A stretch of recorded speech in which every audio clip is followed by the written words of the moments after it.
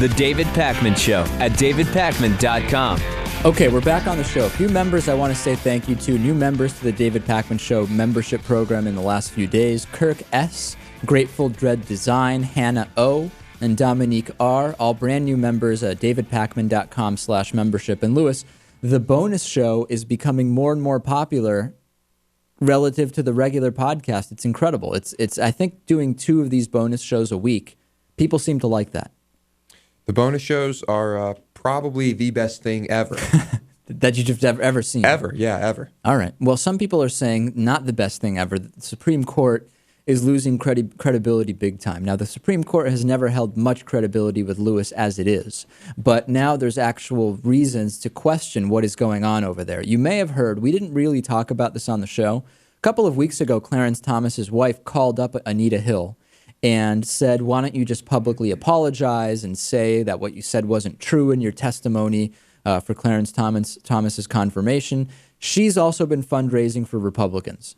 Okay, that's the wife of a Supreme Court justice. There's plausible deniability about whether that is improper or not, correct? We're one level removed. Right. Okay, well, now it turns out Samuel Alito is fundraising for Republicans.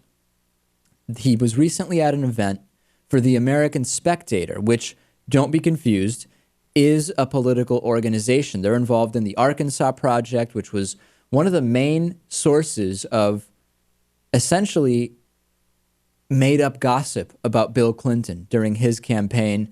There was a recent speech by Alito that was all about criticizing Joe Biden. Now, at the last State of the Union address, you might remember that Samuel Alito, when Barack Obama was talking about the repercussions of the Citizens United ruling, a.k.a. $1, one vote, and Samuel Alito mouthed, "That's not true," and also rolled his eyes. You remember talking about that, Lewis. Right, yep. So is this conduct unbecoming of a Supreme Court justice?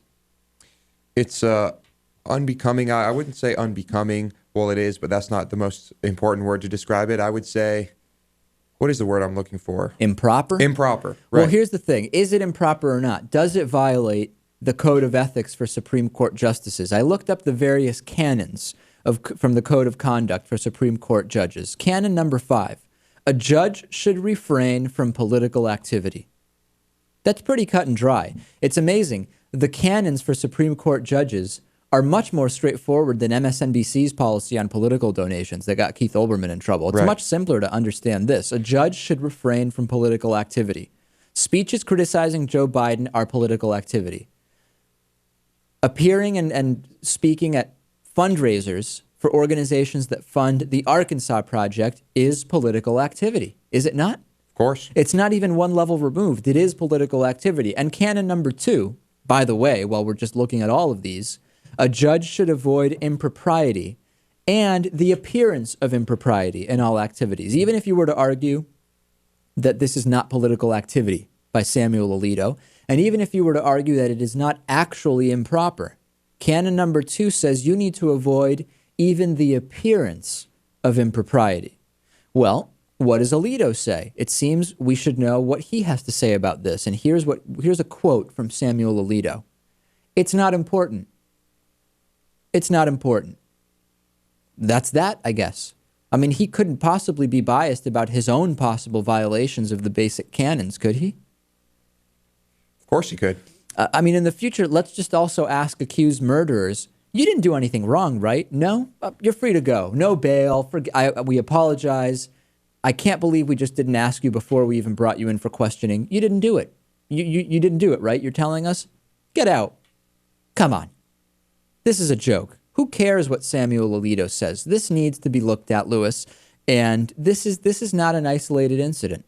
I know that Lewis may think and our audience may think, hey, one speech, that's not anything, is it? Not the case. In 2009, Alito also headlined a fundraising dinner for the Intercollegiate Studies Institute, which funded the conservative journalist James O'Keefe, and this is just incredible. It also funded Delaware Senate candidate Christine, I am not a witch, O'Donnell. Alito is reported to have helped them raise $70,000. Is it time for Alito to step down, Lewis? Well, improper activity. I don't know. It's just dumb.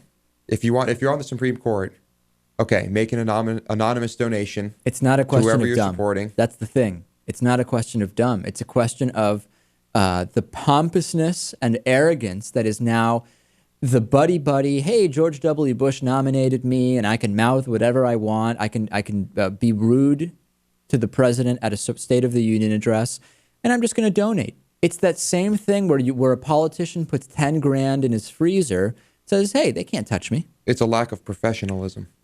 That goes without saying. Will he step down? I can't imagine. Impeachment is possible. Will he be impeached? I doubt it. Probably I doubt not. it. So, by the way, we're taking your emails on this and every other topic at david@davidpakman.com. You can also call into the show, 219-2-DAVID-P. The David Pakman Show is made possible by listeners like you and by Greenfield Savings Bank, building a strong community one account at a time, with neighborhood offices in Greenfield, Amherst, Conway, Shelburne Falls, South Deerfield, and Turners Falls, and online at greenfieldsavings.com. By the Daily Hampshire Gazette and gazettenet.com, connecting our communities with local news and information. By DIF Design, specializing in custom business websites at difdesign.com. Find out more about underwriting The David Pakman Show at davidpakman.com.